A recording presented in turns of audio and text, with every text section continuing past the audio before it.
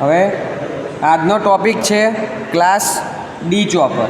તો class D ચોપરમાં શું છે, તો આપણે ક્લાસ સી ચોપર જોયું એમાં 2 ચોપર અને 2 ડાયોડનો ઉપયોગ કરતા હતા. આમાં સેમ વસ્તુ છે, ખાલી એમનું એરેન્જમેન્ટ બદલાય છે. બરાબર. પહેલાંમાં શું હતું, ચોપર 1 અને ચોપર 2 બંને પેરેલલમાં હતા. આમાં શું છે તો એવું ને એવું જ 2 ચોપર અને બંને ડાયોડ છે. બરાબર. તો એ રીતે ક્લાસ ડી બને છે. આમાં પહેલાંમાં શું હતું, બંને ચોપર એકસાથે આપણે ઓપરેટ નહોતા કરી શકતા ક્લાસ સી ચોપરમાં. પણ ક્લાસ ડી ચોપરમાં એવું છે કે બંને ચોપર એકસાથે ઓન પણ થશે અને બંને ચોપર એકસાથે ઓફ પણ આપણે કરી શકીશું. હવે પહેલો કેસ નંબર 1 છે કે જ્યારે બંને ચોપર ઓન હોય ત્યારે. બરાબર. બંને ચોપર ઓન હોય ત્યારે શું થશે, તમે જુઓ કે બંને ચોપર ઓન છે તો આ સપ્લાય વોલ્ટેજમાંથી ચોપર 1માંથી કરંટ જઈને ઇન્ડક્ટરમાં થઈને લોડમાં થઈને ચોપર 2માં થઈને પાછો સોર્સમાં જાય છે. એટલે બંને ચોપર એકસાથે ઓન થઈ શકે છે. એટલે બંને ચોપર એકસાથે ઓન હોય તો લોડને સીધો જ સપ્લાય વોલ્ટેજ મળે છે. અહીંયા કરંટની દિશા પણ બદલાતી નથી અને વોલ્ટેજની દિશા પણ બદલાતી નથી. એટલે બંને પોઝિટિવ જ રહે છે. એટલે પહેલાં ક્વોડ્રન્ટમાં રહેશે. એટલે આ ઓપરેશન છે આમાં વોલ્ટેજ પણ પોઝિટિવ થશે અને કરંટ પણ પોઝિટિવ થશે. એટલે આ ઓપરેશન છે ફર્સ્ટ ક્વોડ્રન્ટમાં થશે. બરાબર છે. એ સમયગાળા દરમિયાન જે ડાયોડ D1 અને D2 છે એ બંને રિવર્સ બાયસમાં હશે, ફોરવર્ડ બાયસમાં હશે નહીં. રિવર્સ બાયસમાં હશે એટલે ઓપન સ્વિચ તરીકે કામ કરશે. એટલે આ બેમાંથી કોઈ પણ પ્રકારનો કરંટ ફ્લો થશે નહીં. આ પહેલી કન્ડિશન. બરાબર. અને બીજી કન્ડિશન શું છે કે બંને ચોપર એકસાથે ઓફ હોય, બંને બંધ હોય.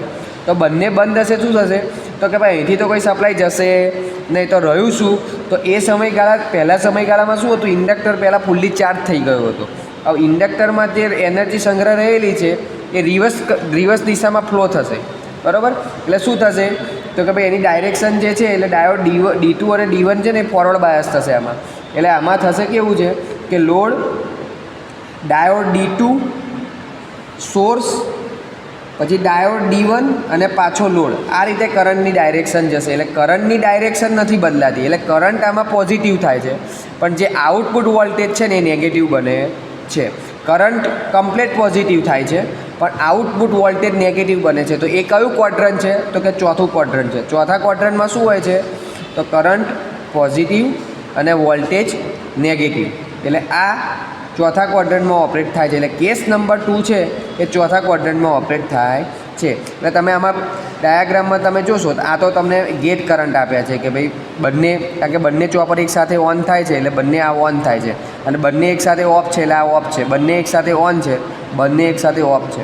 આઉટપુટ વોલ્ટેજમાં શું ચેન્જ થાય છે, તો પહેલી વખતેના ક્વોડ્રન્ટમાં આઉટપુટ વોલ્ટેજ આપણને પોઝિટિવ મળે છે પણ બીજામાં નેગેટિવ મળે છે. પછી પાછું પોઝિટિવ થાય છે, પછી નેગેટિવ થાય છે. તો આઉટપુટ કરંટમાં શું ડિફરન્ટ થાય છે, તો કે પહેલાં તો ફૂલ્લી ચાર્જ થાય છે. બરાબર. પછી ઇન્ડક્ટરમાં જે એનર્જી રહેલી છે એ ડિસ્ચાર્જ થાય છે. એટલે ડિસ્ચાર્જ થયો, પછી પાછો ચાર્જ થયો, પાછો ડિસ્ચાર્જ થયો, ચાર્જ થયો, ડિસ્ચાર્જ થયો. આ રીતે એના વેવફોર્મ આવે છે. એટલે ક્લાસ ડી જે ચોપર છે એમાં ખાસ છે કે બંને ચોપર આપણે એકસાથે ઓન કરીએ છીએ અને બંને ચોપર એકસાથે આપણે ઓફ કરીએ છીએ. એટલે પહેલું જે ઓપરેશન છે એ ફર્સ્ટ ક્વોડ્રન્ટમાં થશે અને બીજું જે ઓપરેશન છે એ ફોર્થ ક્વોડ્રન્ટમાં થશે.